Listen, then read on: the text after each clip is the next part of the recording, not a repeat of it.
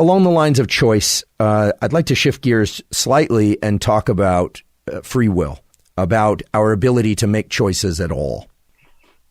Well, my personal way out and left field inflammatory stance is I don't think we have a shred of free will.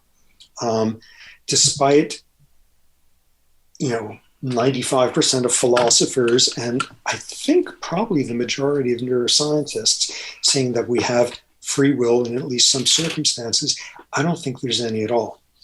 And the reason for this is you do something, you behave, you make a choice, whatever, and to understand why you did that, where did that intention come from? Part of it was due to the sensory environment you were in the previous minute. Some of it is from the hormone levels in your bloodstream that morning.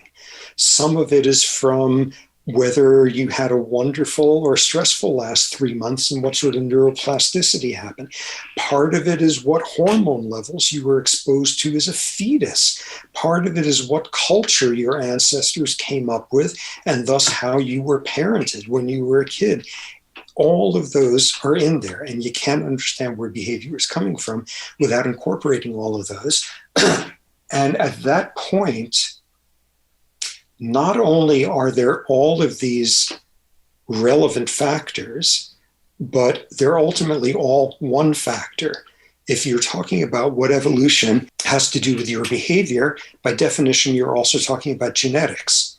If you're talking about what your genes have to do with behavior, by definition, you're talking about how your brain was constructed or what proteins are coded for. If you're talking about your mood disorder now, you're talking about the sense of efficacy you were getting as a 5-year-old. They're all intertwined. And when you look at all those influences, basically, the challenge is show me a neuron that just caused that behavior, or show me a network of neurons that just caused that behavior, and show me that nothing about what they just did was influenced by anything from the sensory environment 1 second ago to the evolution of your species. And there's no space in there to fit in a free will concept that winds up being, in your brain, but not of your brain. There's simply no wiggle room for it there. So I can appreciate that our behaviors and our choices are the consequence of a long line of dominoes that fell prior to that behavior. But is it possible that I can intervene in the domino effect, so to speak? In other words, can my recognition of the fact that genes have heritability, there's an epigenome, that there's a hormonal context, there's a historical context. Can the knowledge of that give me some small shard of free will? Meaning, does it allow me to say, okay, I accept that my choices are somewhat predetermined, and yet knowing that gives me some additional layer of control? Is there any philosophical or biological universe in which that works? Nah. All of that can produce the wonderfully positive belief that change can happen. Even dramatic change, even in the worst of circumstances, most unlikely people, and change can happen. Things can change.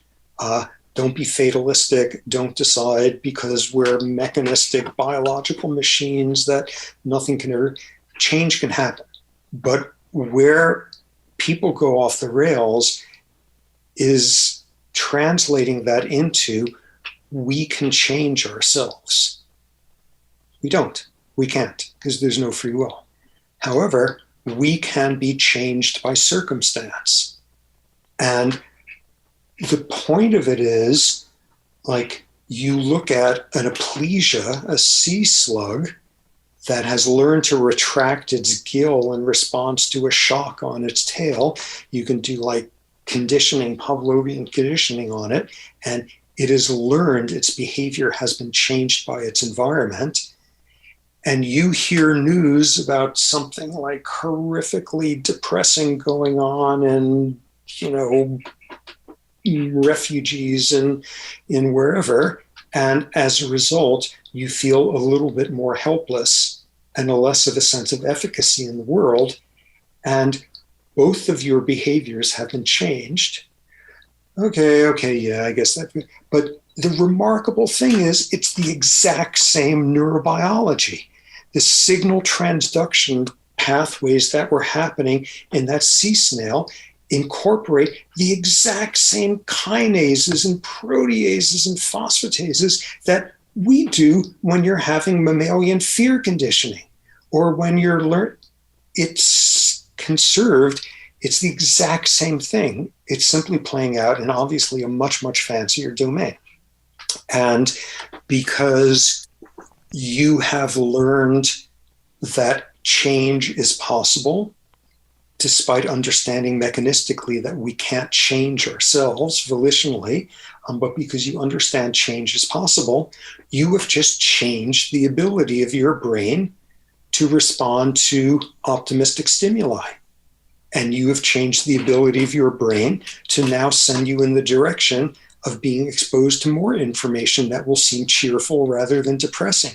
Oh my God, that's amazing what Nelson Mandela and Martin Luther King and all these folks did. Wow, under the most adverse of circumstances, they were able to do.